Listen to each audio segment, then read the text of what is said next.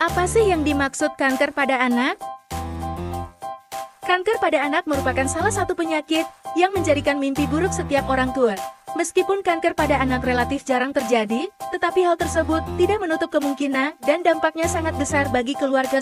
Kanker anak biasanya terjadi ketika sel-sel abnormal tumbuh di dalam tubuh anak dan menyebar ke bagian tubuh yang lain. Kenali gejala dini kanker pada anak. Demam berulang tanpa alasan yang jelas. Perdarahan yang terjadi tiba-tiba. Benjolan di beberapa anggota tubuh anak. Penurunan berat badan tanpa alasan. Sering sakit kepala dan muntah.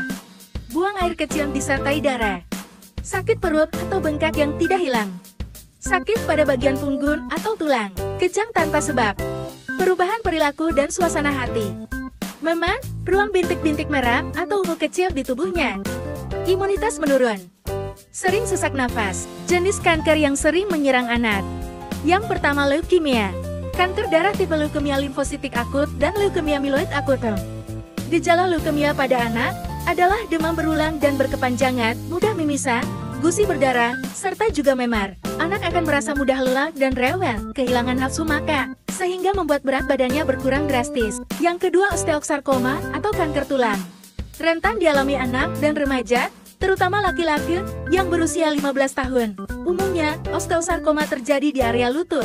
Gejalanya yaitu bengkak, kesulitan untuk bergerak, jalan menjadi pincang, hingga sering mengalami patah tulang tanpa sebab. Yang ketiga, retinoblastoma atau kanker mata. Retinoblastoma dapat menyerang mata anak.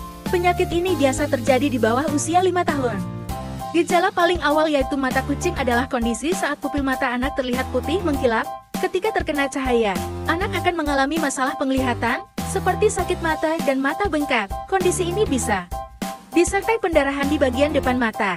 Yang keempat, limfoma mempengaruhi kelenjar getah bening dan jaringan getah bening lainnya, seperti amandel atau sinus. Kondisi ini juga dapat mempengaruhi sumsum tulang dan organ lain, dan dapat menyebabkan gejala yang berbeda tergantung di mana kanker tumbuh. Adapun tanda-tanda pada anak yaitu pembengkakan kelenjar getah bening di leher, ketiak, atau selangkangan. Yang kelima, neuroblastoma atau kanker sel saraf. Jenis kanker pada jaringan saraf ini akan muncul dari sel saraf yang belum matang pada bayi dan anak kecil.